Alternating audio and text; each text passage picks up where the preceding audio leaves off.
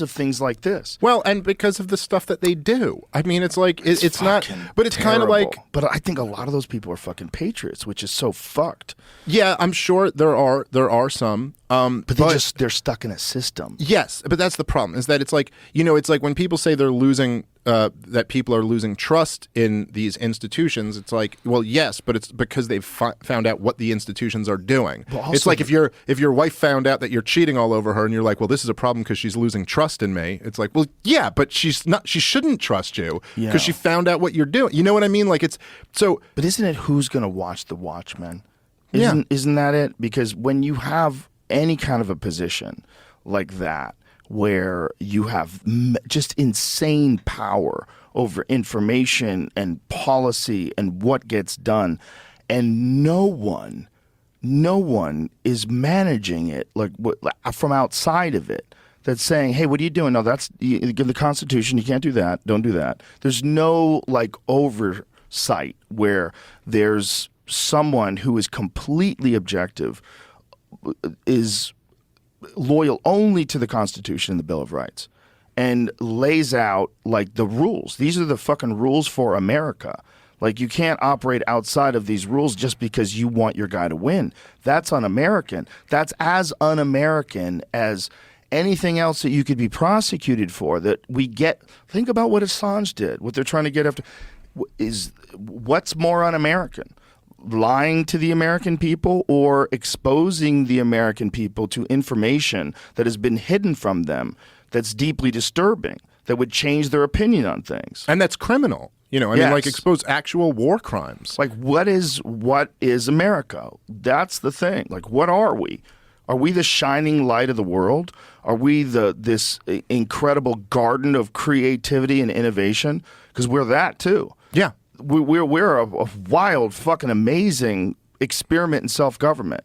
But we got to stick to the fucking rules. And if you get people in power and no one is able to stop them from not sticking to the rules, and then when they do violate the law, there's no consequences, we forgot what it is to be American.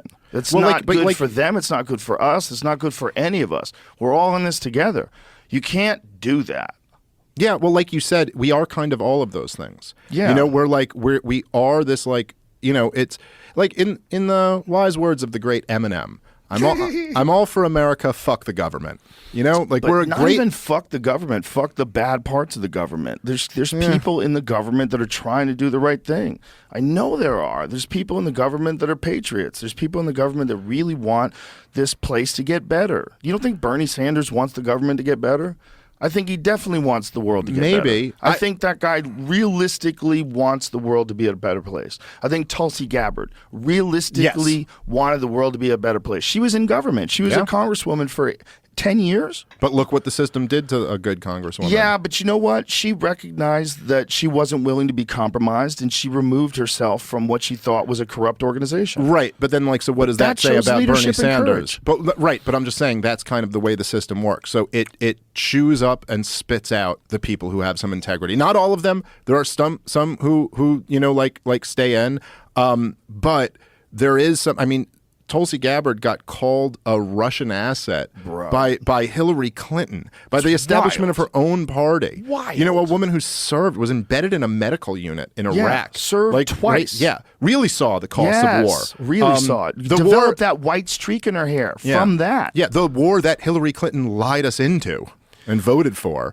And then she turns around and calls her, she says she betrayed the country. It's wild that they think they can say that because they used to be able to say that with no recourse. They're operating in a world where there was no internet. They still have that programming from the world of no internet. Yeah, and also operating in a world, it's kind of like what you were talking about with the CIA getting so much power that it just becomes so corrupted. And I think a lot of the story of America and how we've just become so degraded is really kind of goes back to the collapse of the Soviet Union and the fact that what Charles Krauthammer called the unipolar moment. That in the 90s it was like, oh, for the first time ever, that's it. America is the lone superpower. And this really is like what all of those guys said, like all the neoconservatives, like the Project for a New American Century and those guys, they were like, this is our moment. We can do whatever we want. We are the sole power in the world. And what they wanted to do was a lot of really awful things. But it almost created so much power and so much hubris that they just think they can get away with everything. Like there's no limit on what they can do. And it turns out that actually you're not gods. You're just people. And all of this carefully perfect, like, okay, well, this is what we'll do, and then this is what's going to happen. You know, we'll overthrow Saddam Hussein, and then democracy will sweep the region. And it's like, no, it's actually not going to work out that way. And to me, that's the whole story of the war in Ukraine right now, too. It was all like, we've got this perfect plan that we'll just keep expanding NATO, and we'll just keep interfering. We'll have these color-coded revolutions. We'll take over more and more, and we will be the dominant force. And it's like, yeah, well, there's consequences to that. That doesn't just work as perfectly as you planned it out. Just like with all the wars in the Middle East. And what's happening now is very spooky. Mm-hmm. It's really spooky because so many people are dying, and they're trying to put a positive spin on it. It's like, what is the end game here? How does this end? Well, you know, how is there not negotiations? And when Trump says that it would have never happened when he was in office, and he would be able to stop it now, like people listen to that and like that's dangerous too. It's dangerous to have this one solution. Like if he's going to fix it, he's going to fix it. Hey, what if he can't? What if he can't? What if this is a thing that's just like Eisenhower warned everyone about?